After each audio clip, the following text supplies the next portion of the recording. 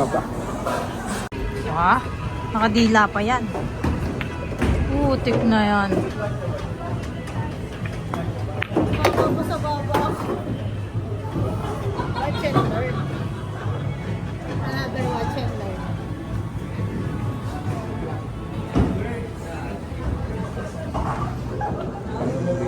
Oo, mas gali.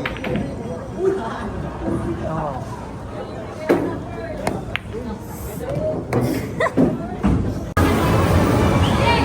Paldo!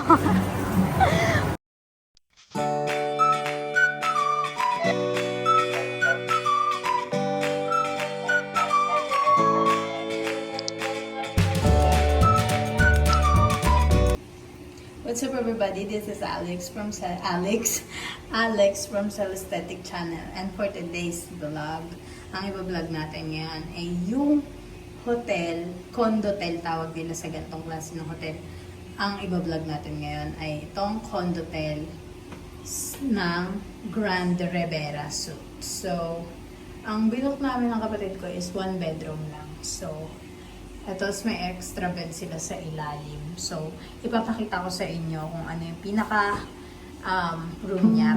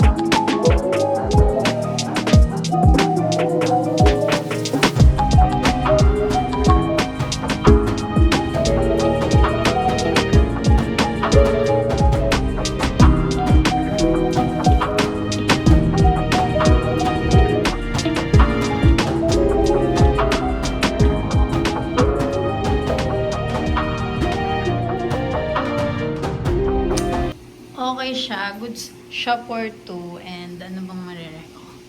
So, eto guys. Malapit nga pala to guys sa may embassy, sa US Embassy. Kung meron kayong mga papers na inaasikaso or whatsoever, pwede kayo dito mag-book. Lalo na yung mga pupunta ng ibang bansa or what. Mga kailangan. Yun.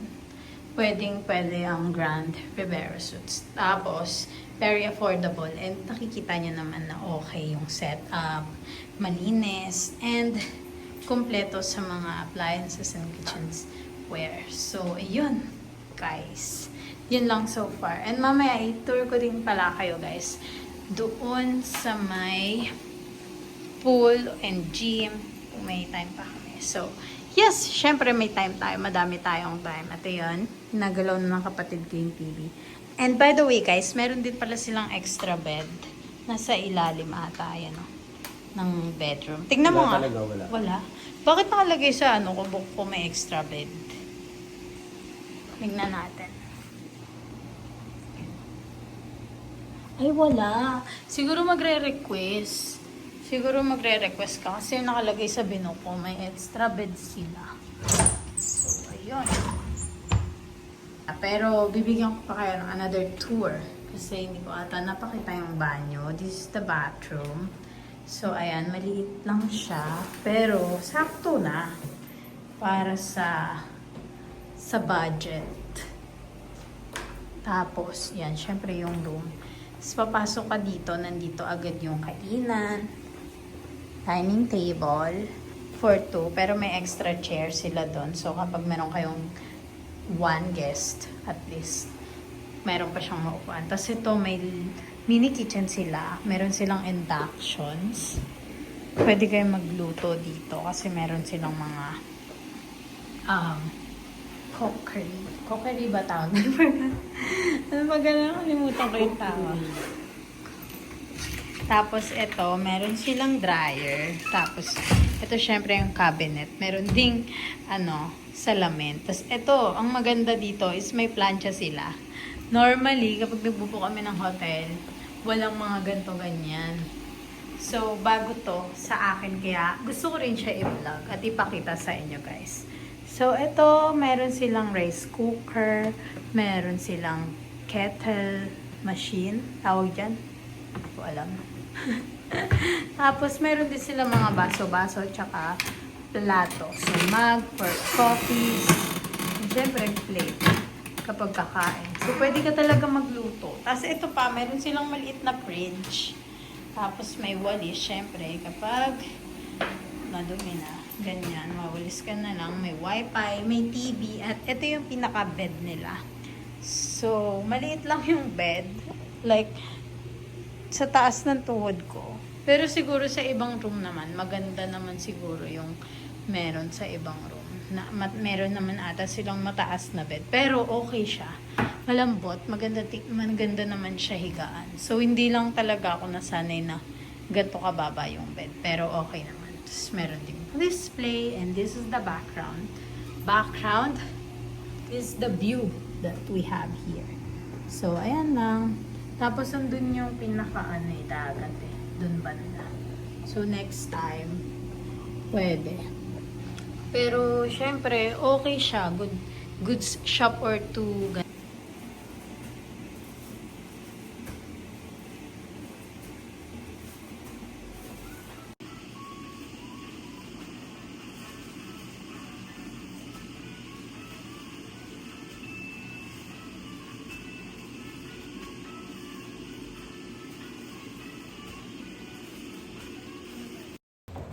Ayun guys, nag-change outfit lang tayo kasi parang naiinitan na ako, tsaka parang naiirita na ako sa suot ko kasi suot ko pa yun kanina pang umaga. So, nagpalit lang ako ng damit. At yun guys, pupunta tayo ngayon sa may swimming pool area and gym kasama sa amenities ng condotel na to.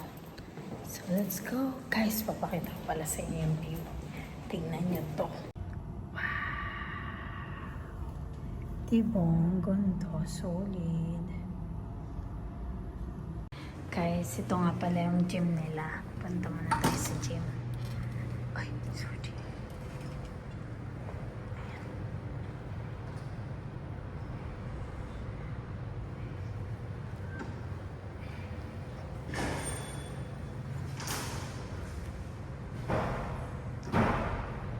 Ayan lang. And let's go to the swimming pool area. Ano ba yan? Hindi na lang ako nagkakamali ng bubuk sa pintuan. So, ito naman yung sa swimming pool area. Ang bigat ah. Parang mababad. Ay! Ito ang swimming pool area. Yan, tiyada! Pwede na mag-swimming, pero hanggang 10 lang. So, ito guys, yung pinaka-view niya. Ayan o. Diba? Feeling ko wala masyado nag-swimming ngayon kasi busy yung mga tao, tapos medyo maulan-ulan kanina. Maulan ba kanina? Tapos, ayan. Ayan guys, yung pinaka-view. Hindi natin siya pwedeng videohan yung buong view dyan kasi sa embassy yan baka mamaya US Embassy yan. So, ito ang building. So, ayan yung gym. Sa tapat lang siya ng swimming pool. So, ayan yung swimming pool. So, ayun guys, kung maaalala nyo, galing na ako dito before kasi yung friend ko, nagpunta rin siya dito. Dito din siya nagstay, si Ate Jody. Nasa vlog ko din yung nakaraan na dito siya nagstay. Kaya ako din nalaman about dito sa Grand Hotel na to, Grand Rivera Suite, dahil sa kanya. So, ni-repair niya lang sa akin na yun. Tapos nakapunta rin ako dito. Kaya parang okay para sa akin. So, ayun. Compare dun sa may sa lagi namin binubok ng kapatid ko tsaka ni Eric. So, okay dito. Yun nga lang, hindi siya sa BGC. Dito kami sa may Manila sa Taft. So, ayun, bababa na kami. Pupunta naman kami ngayon. Nga pala guys, sobrang goods dito kasi malapit ka na sa Robinson, malapit ka pa sa US Embassy. So, kapag meron kayong kailangan na gawin, lalo na yung mga mag-ibang sa abroad, okay na okay dito magstay. So, yeah, let's go. Nandito kami sa Robinson, Ermita. Kakain kami ng dinner.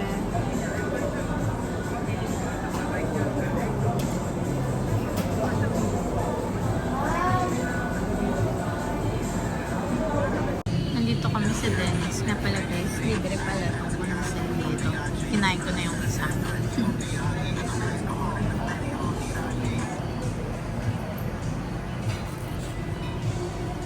Taste test.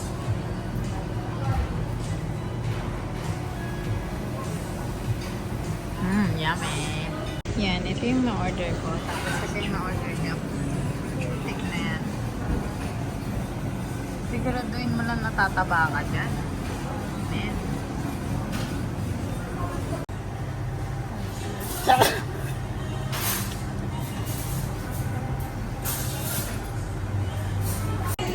Tapos na kami kumain, guys. Nangihingi pa yung kapatid ko ng pandesal. Ito pala yung camera. Lag ako natin sa screen. Nangihingi pa yung kapatid ko ng pandesal. Mga sampo. Mga 10 balik.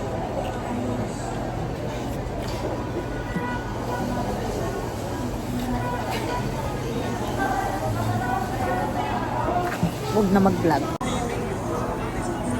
Pangilan mo na yan. Malawa po lang. Ilan gagawin mo? 5 pa. Edi meow. Hi guys, nandito kami sa Bilyaran. Baka Kapatid. lumabas buko. Wala ka nang magagawa pag hindi marunong. Ganun talaga. Tingnan natin ang kanyang sargo. Oh. Dali mo. Tek na yan. Okay na, okay na. Ako naman pa video. Video. Tapos wala naman.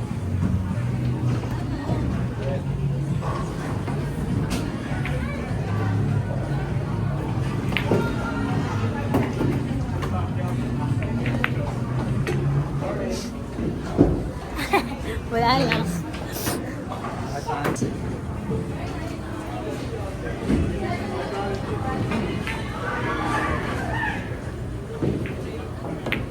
Putik na yan.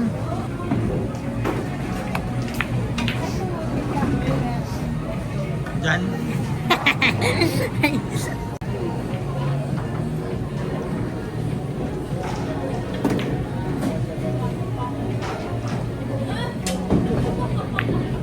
Putik na yan.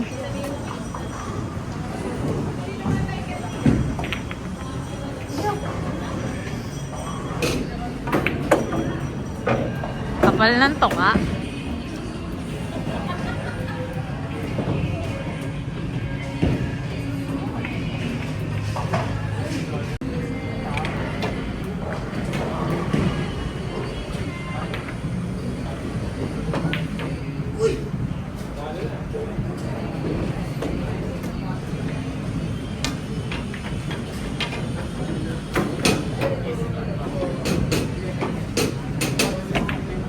Putik. Uy, gumalo pa yung isa.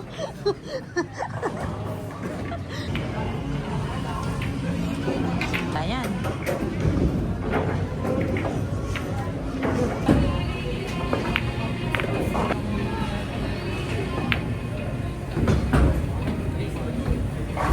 Mo ko tignan, di siya mo.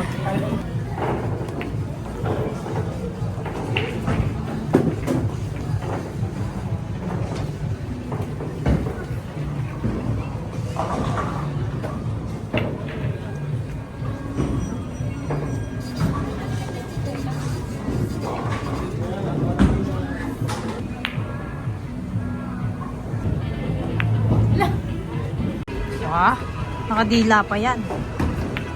Putik na yan.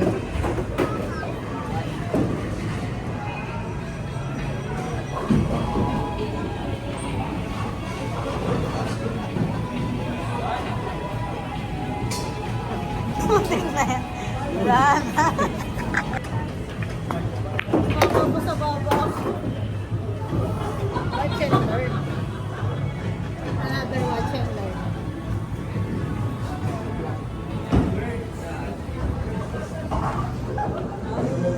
Oo, mas gali.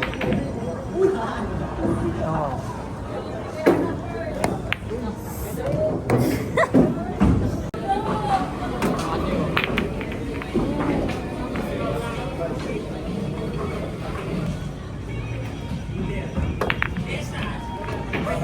Hi guys, tapos na kami mag-billiard. Siyempre, sino panalo? Oo. Siyempre ako. 4-1. Aral ko. Nilalagyan kasi ako eh. Dinurog ng EA. Kukunin namin yung gustong-gusto kukunin dito sa time zone. Hindi ko alam kung worth it ba guys. Tignan nyo guys, worth it ba? Ito yung kukunin ko.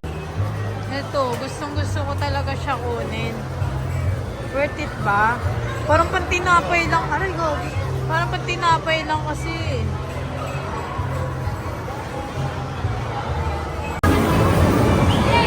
Paldo. Paldo.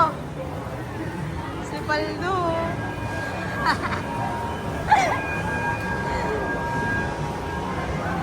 Saya ng buhay.